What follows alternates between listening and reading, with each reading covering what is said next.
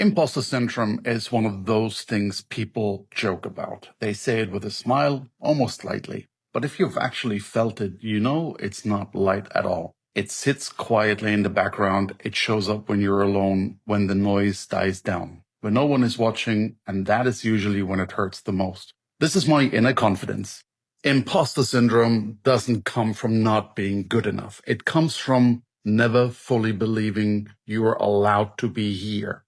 There are a few people in my life I truly care about. They're accomplished, they achieved a lot, they're really good in what they're doing, and yet they feel like they're not good enough. You know, the funny thing is, most people who say they feel like imposters are not walking around thinking they're incapable. They know they can do the work. They've proven it over and over again repeatedly.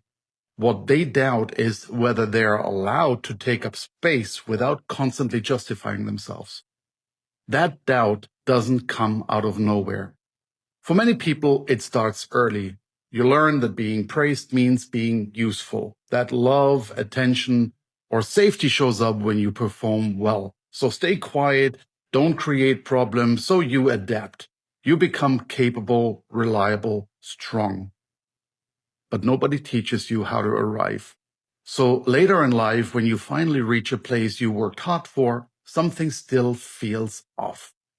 You get the role, the title, the seat at the table, and instead of relief, there is tension. You think, how long until they realize I don't fully belong here? And you don't say that out loud. You just work harder, you prepare more, you explain yourself more. You replay conversations in your head late at night, wondering if you said too much or not enough, or if you said the right thing. I've seen this in leaders, in parents, in people who carry responsibility quietly. People who are strong for everyone else, but unsure when it comes to themselves. And here's the painful part. Imposter syndrome often lives in people who care deeply. People who want to do right, who don't want to take more than they deserve, who don't want to disappoint. That care slowly turns inward. It becomes pressure, and pressure over time becomes exhaustion. Not burnout from doing too much, but from constantly holding yourself back. There are environments that make this worse, places where you are measured by perception, not substance, where you're expected to perform a role instead of speak the truth. And in those spaces, you start shrinking without noticing. You stop trusting your voice. You ask for permission for things you already earned. You carry the weight alone. And then someone says, you're just dealing with imposter syndrome, as if it's the whole story. But it's not. Because imposter syndrome isn't about confidence, it is about belonging. There's a moment I want you to sit with. If you were truly an imposter, you wouldn't be worried about being one. Real imposters don't lose sleep, they don't question themselves, they don't care enough to feel this discomfort. They're fine with themselves.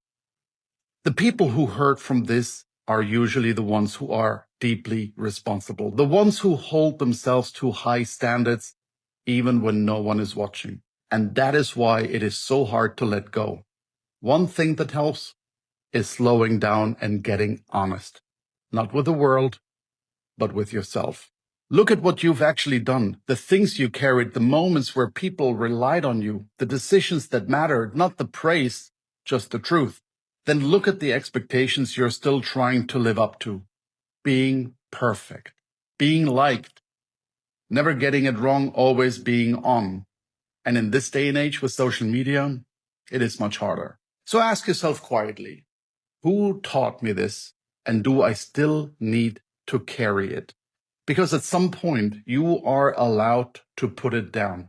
Imposter syndrome doesn't disappear all at once. It softens when you stop apologizing for your presence, when you speak without shrinking, when you let yourself take up space, even when your voice shakes a little.